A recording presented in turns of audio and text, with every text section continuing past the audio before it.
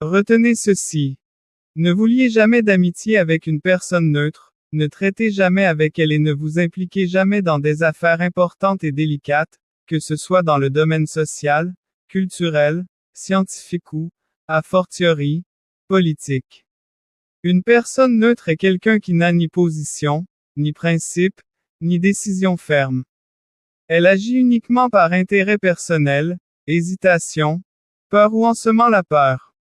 Le danger de traiter avec une telle personne réside dans sa promptitude à trahir ou à se retirer lorsque l'on a désespérément besoin de son soutien et que l'on est confronté à des difficultés.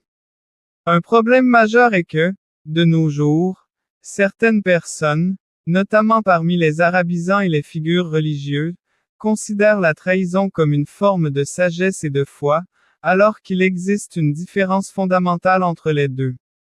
Par conséquent, si vous souhaitez réussir dans n'importe quel domaine, scientifique, social, culturel, politique, économique ou commercial, choisissez avec soin vos collaborateurs.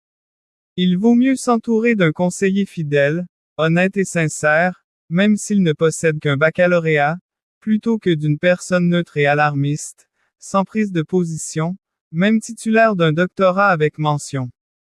Cette dernière vous trahira probablement au moindre problème ou obstacle, se justifiant ensuite par la sagesse et l'islam.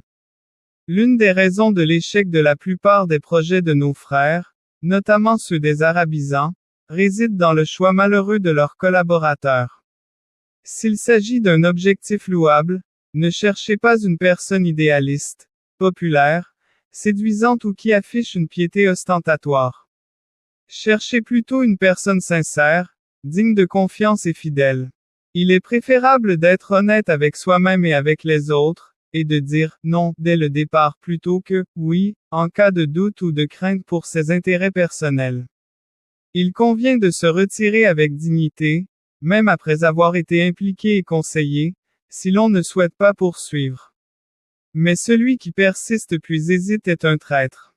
Éloignez-vous d'eux avant qu'il ne soit trop tard, car ils vous abandonneront ou vous trahiront lorsque vous aurez besoin de leur soutien. Leur raisonnement est le suivant.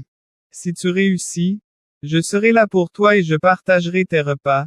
Si tu échoues ou que tu rencontres un problème, je m'enfuirai discrètement et t'abandonnerai. Abou Ibrahim Bengali Traoré.